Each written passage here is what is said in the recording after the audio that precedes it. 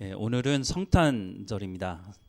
성탄절을 우리가 지키는 이유는 예수 그리스도가 이 땅에 오신 날이라고 생각을 하는 날을 정해서 우리가 이 날을 기념하기 위해서 성탄절을 지키는 것입니다.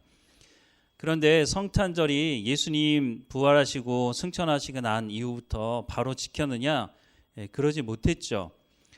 로마가 기독교를 받아들이면서 본격적으로 그러면 예수님이 언제 오셨냐라고 하면서 예수님의 태어나신 날을 논의하기 시작을 했던 겁니다.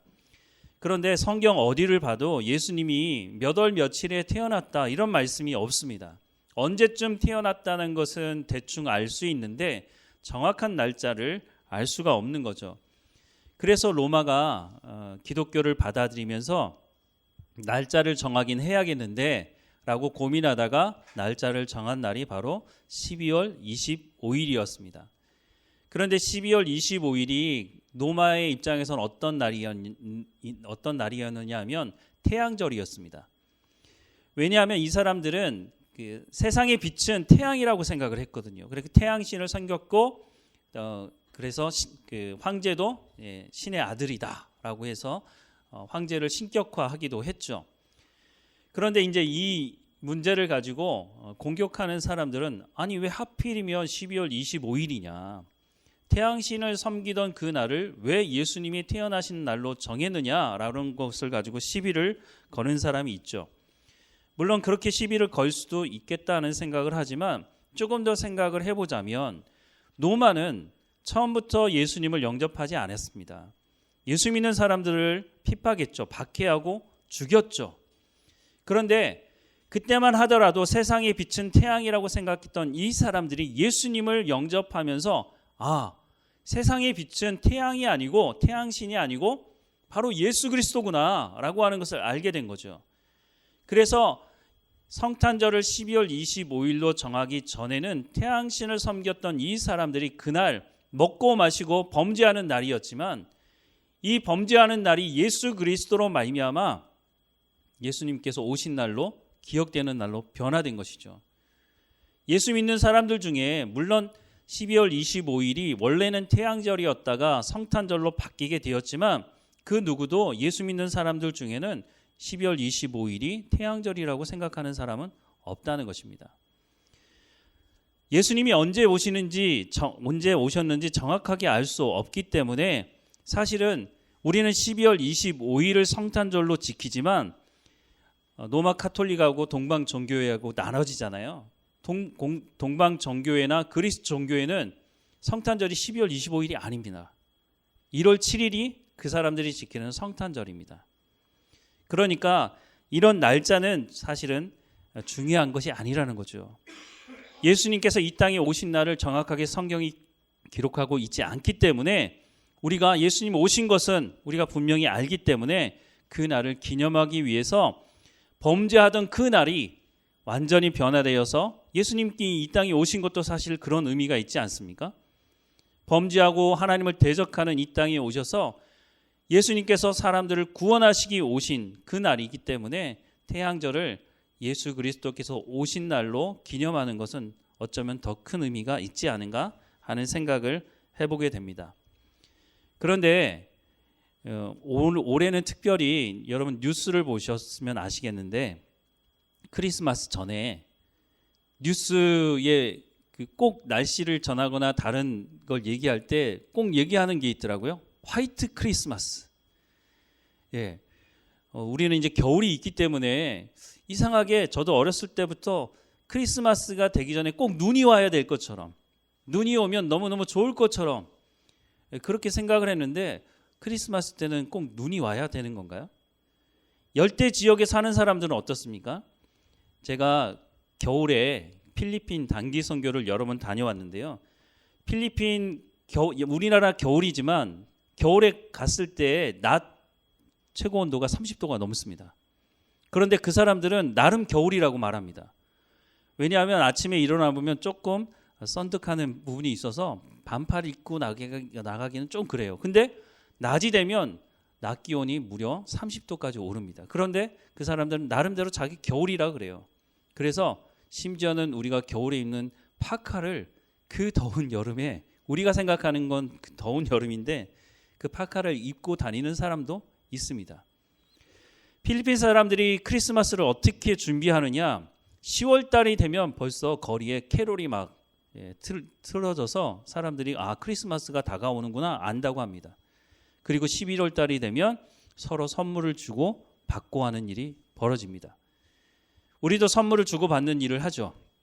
12월 24일 저녁에 교회에서도 이제 행사를 할 때 꼭 선물을 준비해야 하라.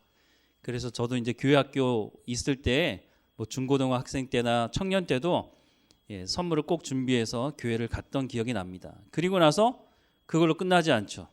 12월 24일 저녁에 친구 집에 몰려가가지고 밤새도록 얘기하고 먹고 그 다음에 25일 날 예배 드리러 갑니다.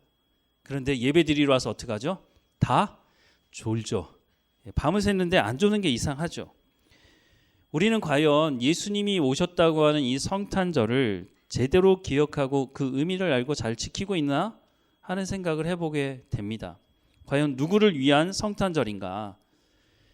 2000년 전쯤 예수님께서 이 땅에 오셨다고 하는 것을 사복음서에서 기록을 하고 있는데 누가는 이렇게 기록을 하고 있습니다. 누가복음 2장 1절에서 7절 말씀에 보면 그때 가이사 아구스도가 영을 내려 천하로 다 호적하라 하였으니 이 호적은 구레뇨가 수리아 총독이 되었을 때에 처음 한 것이라.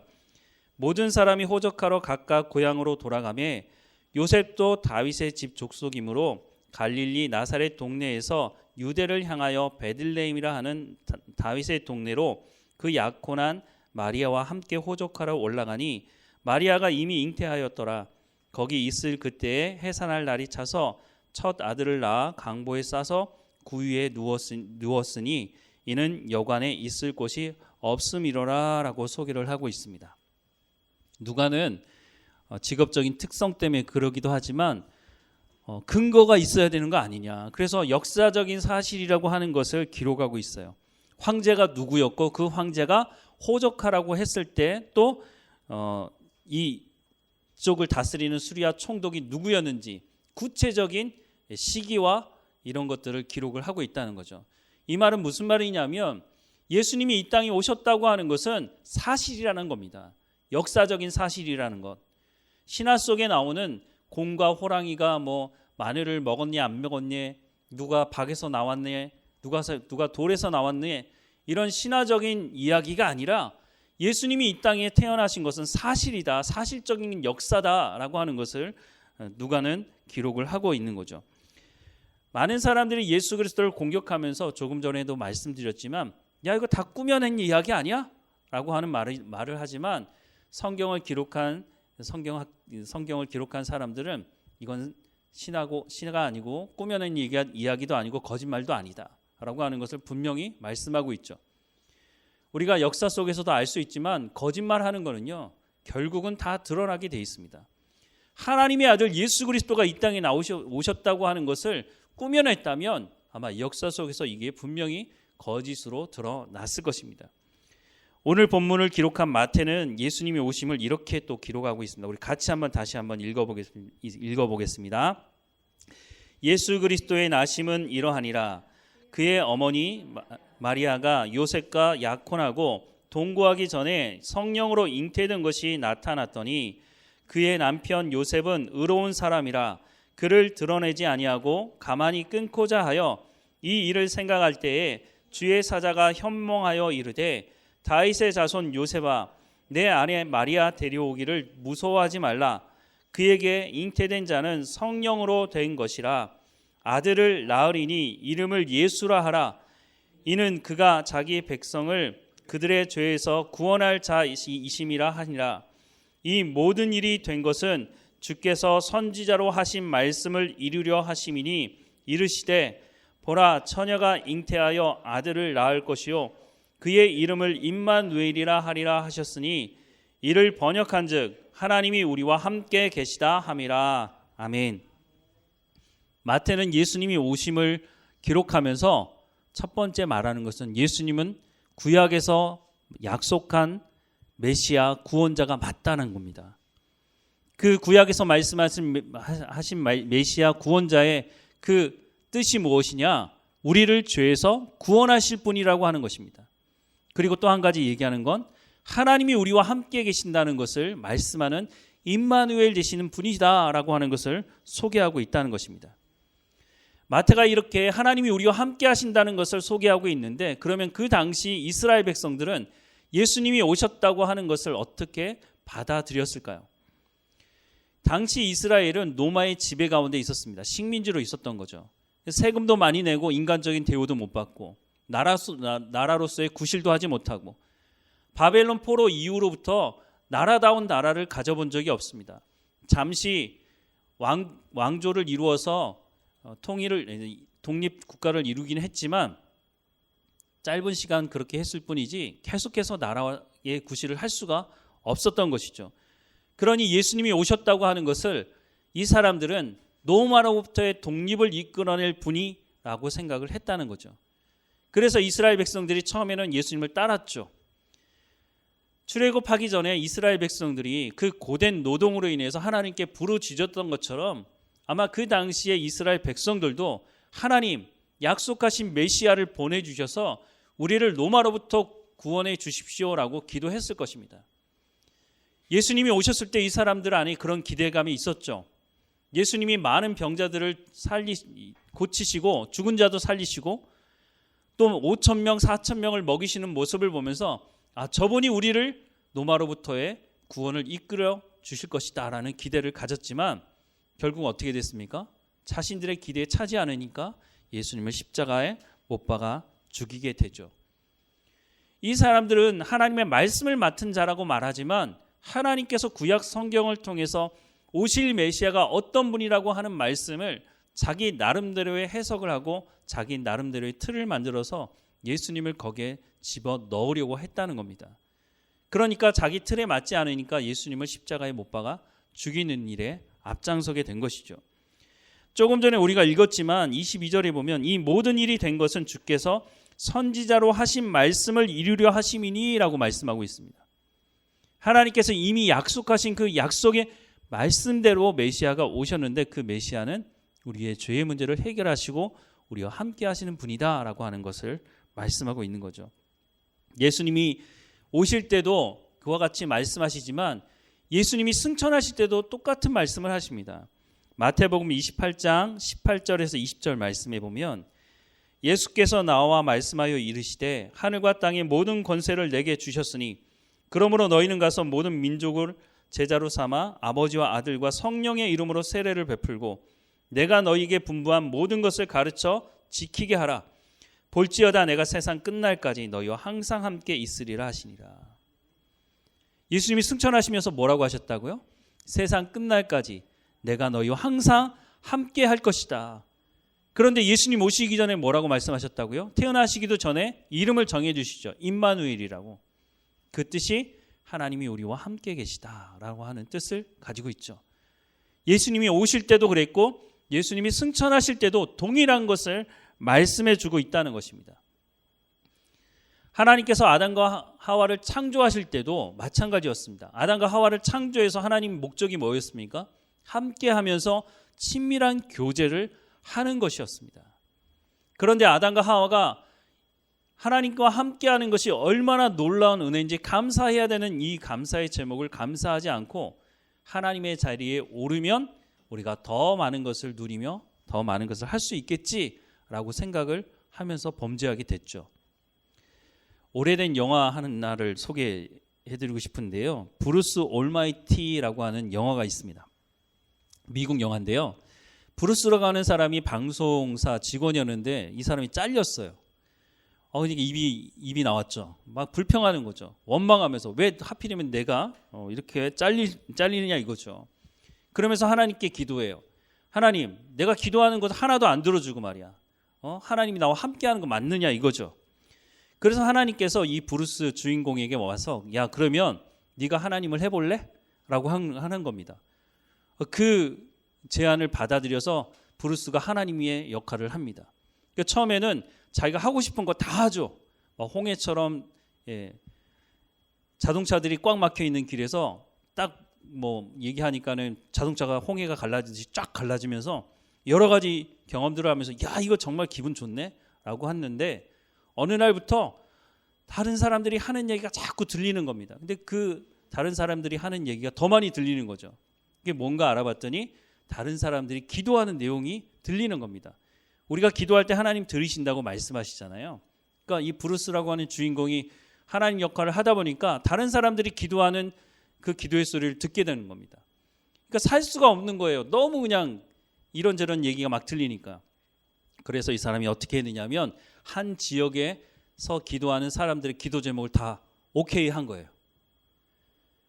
기도 제목을 다 오케이 했더니 어떤 일이 일어나느냐면 난리가 났습니다. 사람들이 뭐 서로 싸우고 난리가 났어요.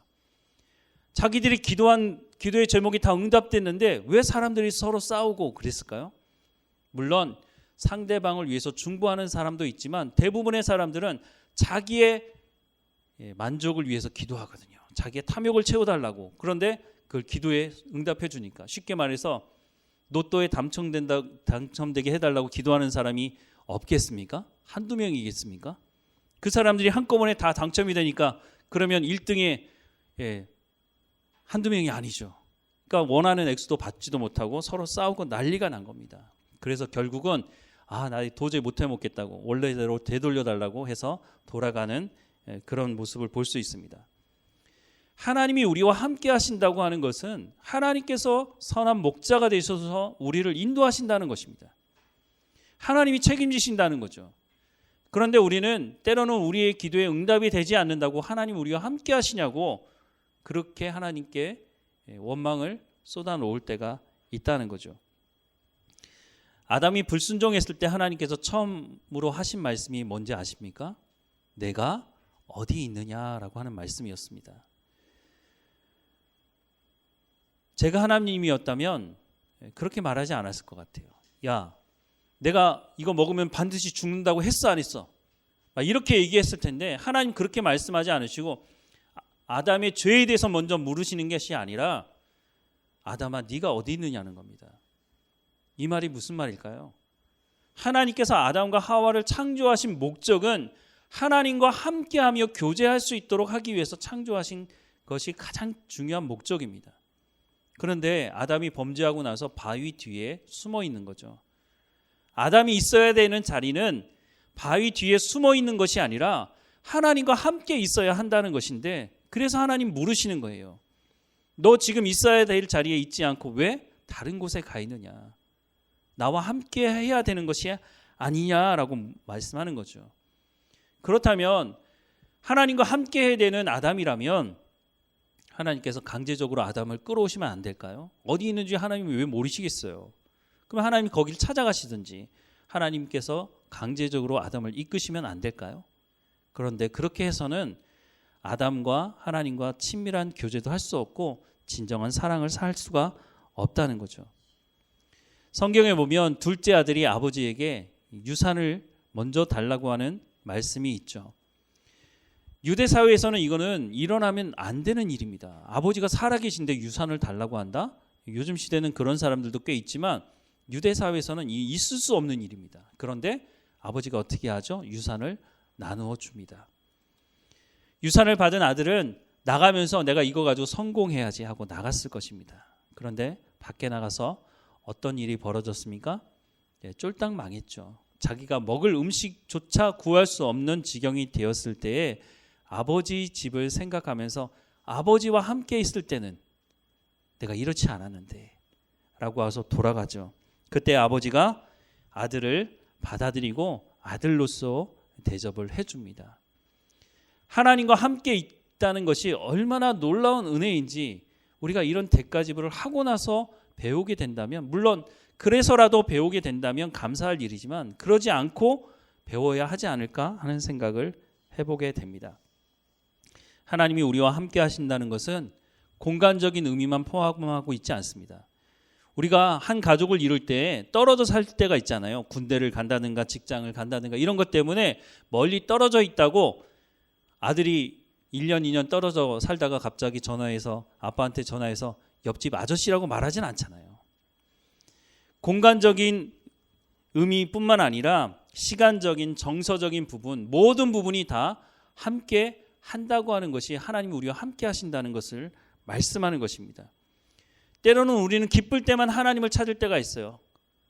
또 때로는 기쁠 때는 하나님 찾지 않다가 우리가 힘들고 고난당할 때 하나님을 찾을 때가 있어요. 그런데 성경은 우리가 기쁠 때나 슬플 때나 고난 가운데 있을 때나 어느 곳에 있든지 하나님이 우리와 함께 하신다고 말씀을 하고 있죠. 이스라엘 백성들은 고통 가운데 있을 때 하나님께 부르짖었지만 하나님께서 은혜를 베푸실 때 그때뿐이었다는 것을 성경이 누누이 말씀해 주고 있다는 겁니다. 하나님이 함께 하신다는 것은 내가 필요할 때만 하나님을 찾는 요슬렘포 요정에게 내가 필요할 때만 문질러서 나오게 해서 하는 것처럼 그렇게 해서 하나님과 함께 한다고 말할 수는 없다는 것입니다. 내가 어느 곳에 있든지 내가 무엇을 하든지 내가 고통 가운데 있든지 기쁨 가운데 있든지 어느 곳에 있든지 하나님이 우리와 함께 하신다고 말씀을 하고 계시는 것이죠. 창세기 28장 15절에 보면 이런 말씀이 있습니다. 내가 너와 함께 있어 내가 어디로 가든지 너와 너를 지키며 너를 이끌어 이 땅으로 돌아오게 할지라. 내가 내게 허락한 것을 다 이루기까지 너를 떠나지 아니하리라 하신지라. 이 말씀이 누구가 누구에게 하신 말씀이죠? 하나님이 야곱에게 하신 말씀입니다. 야곱이 조금 전에 말씀드린 그 상황 가운데 있던 대표적인 사람이에요. 필요할 때는 하나님께 나갔다가 조금 숨쉴만 하면 언제 하나님이 있느냐 싶은 삶을 살아갔던 사람이 이 야곱입니다. 물론 야곱은 장자권이 중요하다는 것을 알았습니다. 그래서 수단과 방법을 가리지 않고 장자권을 얻으려고 했습니다. 근데 그 수단과 방법을 가리지 않은 게 좀 잘못됐죠. 형도 속이고 아버지도 속인 거죠. 그래서 결국 집에 있을 수 없어서 외삼촌 라반 집으로 가게 되었습니다. 가는 길이 얼마나 외로웠겠습니까? 누구도 야곱을 도와줄 수 있는 상황이 아니잖아요. 그래서 하나님께서 야곱에게 나타나셔서 언약하신 말씀이에요. 다시 한번 우리 같이 읽어볼까요? 내가 너와 함께 있어 내가 어디로 가든지 너를 지키며 너를 이끌어 이 땅으로 돌아오게 할지라. 내가 내게 허락한 것을 다 이루기까지 너를 떠나지 아니하리라 하신지라. 아멘. 그런데 이때만 하나님께서 야곱과 함께 하신다고 말씀하신 게 아니죠. 야곱이 태어나기 전부터 그 뱃속에 어머니 뱃속에 있을 때부터 하나님께서 언약의 말씀을 이미 하셨잖아요. 야곱을 통해서 하나님께서 아브라함의 후손으로 민족을 이루어가겠다고 하는 약속의 말씀을 야곱이 태어나기 전부터 하셨으니 늘 함께 하신 거죠. 그런데 야곱은 그렇게 생각하지 않은 거예요. 하나님이 나와 함께 하지 않으시는구나. 난 참 외롭다. 이렇게 생각하고 외삼촌 라반 집에 가고 있는데 하나님이 야곱에게 혹시나 잘못된 마음을 가질까 봐 하나님께서 나타나셔서 야곱에게 약속의 말씀을 해 주시는 것이죠. 그러면 그 이후로 야곱이 어떻게 살았습니까? 하나님의 약속의 말씀을 믿고 살았습니까? 그렇지 않았죠. 야곱은 정말 열심히 살았어요. 맨손으로 갔다가 20년 만에 집에 돌아올 때는 부자가 돼서 돌아오거든요. 정말 열심히 산 것은 맞아요. 그런데 야곱이 하나님을 의지하지는 않았어요. 야곱이 기도하지 않았느냐? 기도했죠. 언제 기도했죠? 자기에게 필요할 때만. 그래서 하나님의 말씀을 듣고 고향으로 돌아오게 되죠. 그런데 그 돌아오는 과정 속에서 야복강에서 사건을 여러분 잘 아실 겁니다. 하나님의 천사를 붙들고 뭐라고 말합니까? 복을 달라는 거예요. 내 가운데 확증이 되는 어떤 복을 주지 않으면 절대 놓을 수가 없다는 거죠. 그래서 하나님 어떻게 하시죠? 아니 증거를 자꾸 보여달라고 하니까 아니 20년 전부터 태어나기 전부터 하나님 언약하신 말씀이 증거인데 그걸 믿지 못하니까 야곱에게 어떻게 하시죠? 장애를 허락하십니다. 환도뼈가 위골돼서 평생 장애를 가지고 살아갑니다. 아니 증거를 너무너무 달라고 하니까 몸에 확실한 증거를 주시죠.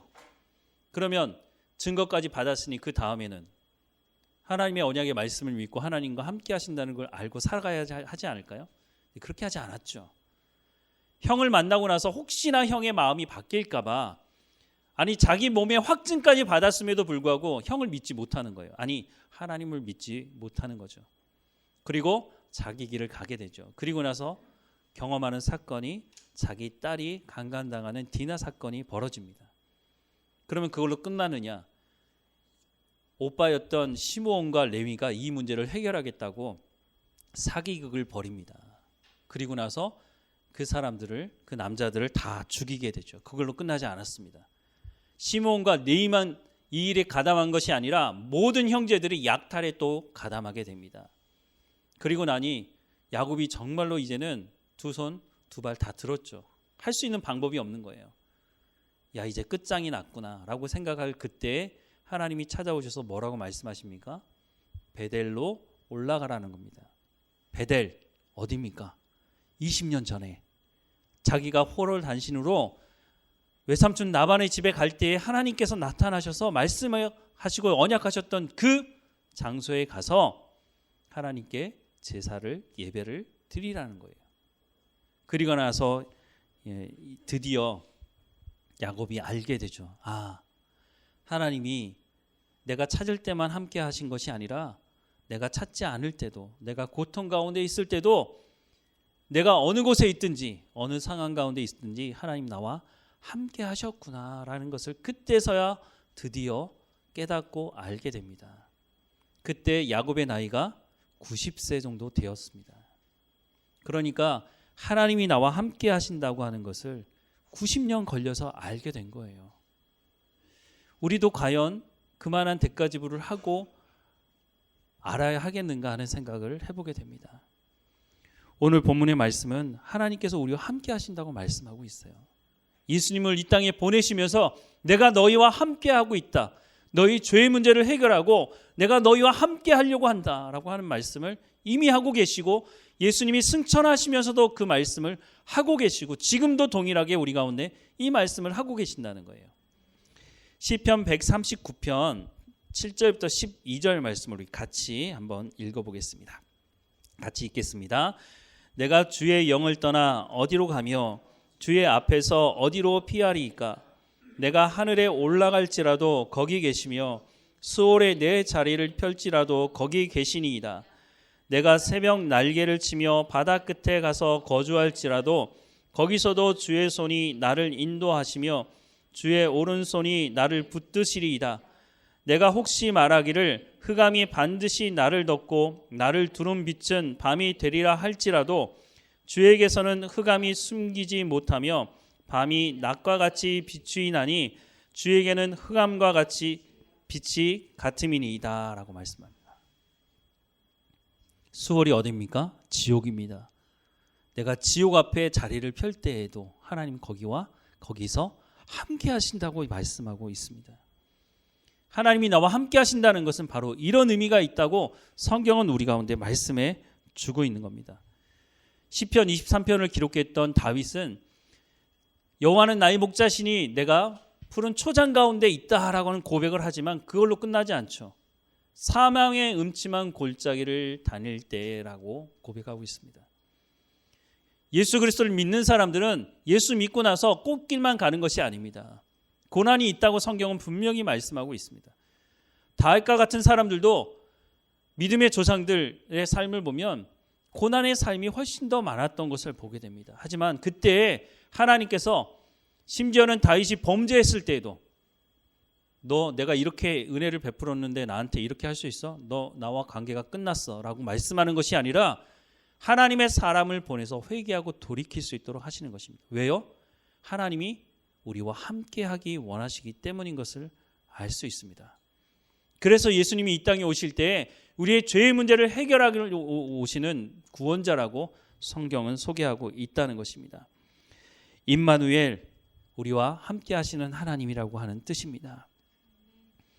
오늘 우리에게 동일하게 하시는 말씀입니다. 우리의 지금 상황이 어떤 상황이든지, 우리가 걸어가는 길이 어떤 길이든지 하나님이 우리와 함께 하신다고 말씀하고 있습니다. 우리가 고통당할 때 그 고통을 모른다고 말씀하시는 것이 아니라 그 고통을 함께 감수하시는 분이라고 성경은 말씀해 주고 있는 것입니다. 하지만 세상은 시간이 가면 갈수록 이 하나님의 아들 예수님이 이 땅에 오신 날을 기억하지 못하도록 하려고 합니다. 그래서 크리스마스에는 눈이 와야 된다는 것이 더 큰 주제가 되어가고 있고, 요즘에 보니까 엑스마스라는 말을 씁니다. 엑스는 그리스 말인데 영어로 하자면 CH 말을 X라고 표시를 합니다. 그러니까 그리스도를 표현하는 말이긴 하지만 사실 이 말의 뜻을 알지 못하는 사람들은 엑스마스가 뭐야? 그 뜻을 모르니까 그 말을 점점 더 사용하게 되는 거죠. 심지어 미국에서는 크리스마스라는 이 단어를 공식적인 석상에서나 TV에서 사용하지 못하게 되어 있습니다.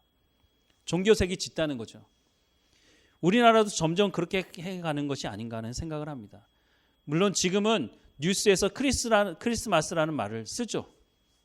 근데 점점 세상에서 말하는 이야기를 들어보면 성탄절이라는 말도 지금은 쓰고 있지만 예수가 없는, 예수님이 없는 그런 성탄절, 그냥 먹고 즐기는, 그래서 크리스마스가 아닌 미국에서는 홀리데이라는 말을 더 쓰죠. 분명히 성탄절은 성탄절인데 그 의미를 점점 사라지게 하는 거죠. 그리고 성탄절의 주인이 누가 되어갑니까? 산타크로스가 되어가죠. 선물이 더 중요하고 예수님이 이 땅에 오셔서 우리의 죄의 문제를 해결하시고 우리와 함께 하신다는 이 주제를 점점 희미하게 해가는 것이죠. 예수 믿는 사람들조차도 야, 크리스마스 때는 눈이 와야 되는데 라고 하는 생각이 먼저 자리 잡혀 있는 거죠. 크리스마스는 예수님이 이 땅에 우리의 죄의 문제를 해결하시고 우리와 함께 하신다는 것을 분명하게 보여주시기 위해서 오셨다고 하는 그 날을 우리가 기억하는 절기인 것입니다. 우리가 다시 한번 성탄절의 의미를 바르게 알고 예수님이 이 땅에 오신 것에 대한 감사를 잃어버리지 않고 하나님이 우리와 함께 하신다는 것, 이 말씀을 마음에 새기고 삶을 살아가는 우리의 삶이 되기를 주님의 이름으로 축원합니다. 사랑하는 하나님, 예수님을 이 땅에 보내주셔서 감사합니다. 우리 스스로 이 죄의 문제를 해결할 수 없는데 예수님을 통해서 우리를 죄 가운데서 구원해내시고 하나님이 우리와 함께 하신다는 것을 알게 하시니 감사합니다. 하나님, 우리가 어느 곳에 있든지 무엇을 하든지 하나님 우리와 함께 하신다고 말씀하시니 그곳에서 하나님의 마음을 기쁘게 하는, 하나님과 함께하는, 하나님과 친밀한 교제 가운데 나가는 우리의 삶이 될 수 있도록 은혜를 베풀어 주옵소서. 하나님, 우리 가운데 맡겨진 모든 일을 잘 감당할 수 있도록 인도해 주시고 우리를 통해서 예수님의 향기가 나타나게 하시고 우리가 예수님의 편지가 되어서 우리를 만나는 모든 사람들과의 관계 속에서 하나님이 어떤 분이신지, 예수님이 어떤 분이신지를 증거하는 삶이 될 수 있도록 하나님이 우리와 함께 하신다는 것을 드러내며 증거하는 우리의 삶이 될 수 있도록 하나님 말씀에 우리가 뿌리를 내리고 하나님 말씀에 순종하는 우리의 삶이 될 수 있도록 은혜를 베풀어 주옵소서. 하나님, 우리 가운데 평안함을 허락해 주시고 늘 감사함으로 하나님과 동행하는 삶을 살아갈 수 있도록 하나님 인도해 주옵소서. 무엇보다 우리의 자녀들을 하나님 붙들어 주셔서 어느 곳에 있든지 하나님 지켜주시고 하나님 동행해 주시고 하나님 말씀해 주시고 우리 가운데 베풀어진 그 놀라운 은혜가 우리의 자녀들에게도 하나님 임하게 하시고 하나님과 동행하는 삶을 살아갈 수 있도록 인도해 주옵소서. 늘 우리와 함께 하시는 하나님께 감사하고 예수님의 이름으로 기도드립니다. 아멘.